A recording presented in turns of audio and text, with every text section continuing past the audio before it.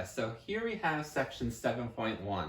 7.1 is one of our last unit tests that we'll have.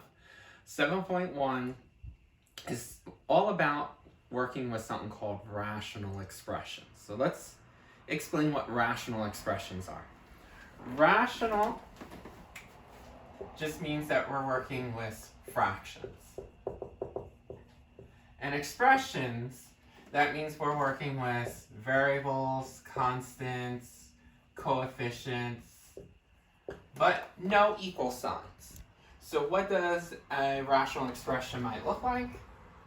Rational expression might be like a plus 3 over a minus 5. Right? So it's basically like a fraction. We're used to working with fractions before. Like, for example, the fraction 4/6. Okay? But what makes this different than a fraction, rational expressions, is that you can see that we're going to be working with variables and coefficients if this was like 2a minus 5. So you can see there is a difference between this and this. Now with fractions, you know how to reduce a fraction. You know how to add, subtract, multiply, and divide.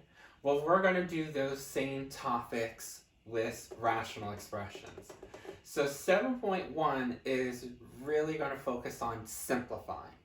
Okay? Now, how do we simplify a fraction here? If you had a fraction, what we would tell you is factor out the top, and then factor out the bottom, and then see if there's any factors that cancel out. For example, 4. You know, since this is a monomial, you can factor this out as 2 times 2. And then you can factor out the bottom, 6, as 2 times 3. And then what you're trying to do when you reduce a fraction is see if there's a factor on top that matches a factor at the bottom.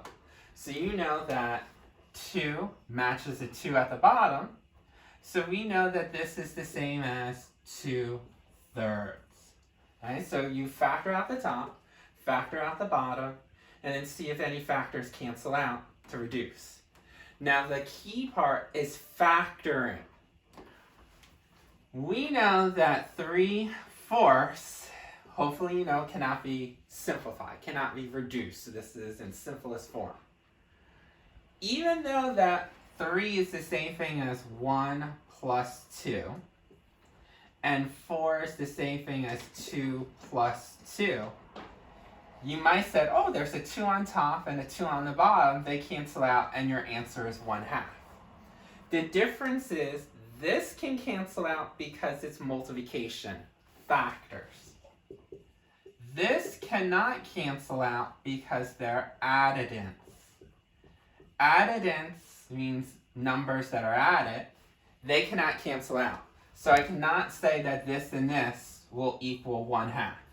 This would be totally wrong because you know 3/4 cannot be reduced. So with that in mind, let's pretend that this was a plus 3 and a minus 5. You cannot say, well, there's an a on top and an a on the bottom, and they can cancel out. You know that doesn't work like that because there's an addition symbol and a subtraction symbol.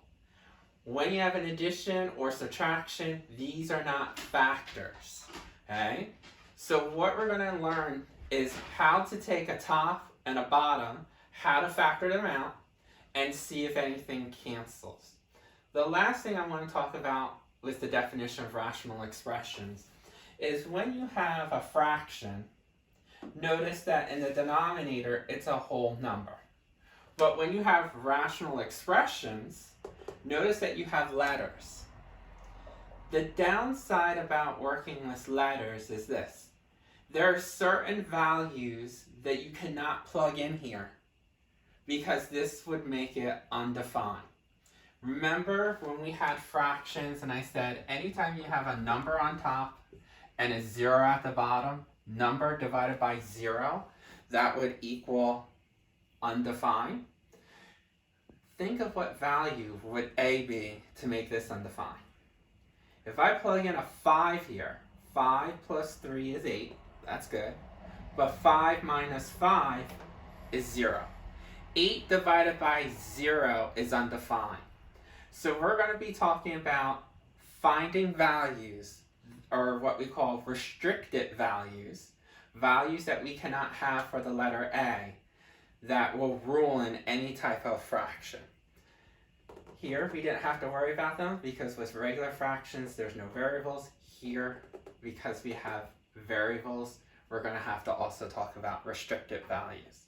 So just think of rational expressions as basically fractions that have variables, constants, and coefficients. And chapter 7 is all about reducing, dividing, multiplication, addition, and subtraction.